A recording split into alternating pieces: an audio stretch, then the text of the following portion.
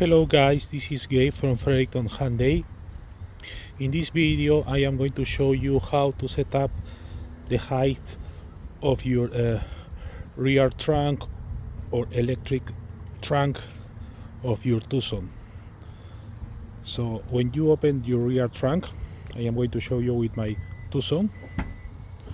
When you open the trunk, usually opens the whole height as you see.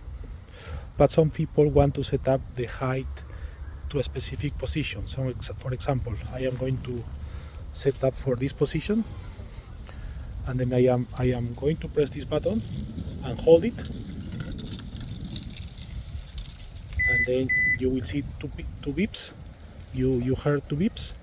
So that means that the height of the trunk is positioned to that height. So I am going to close it,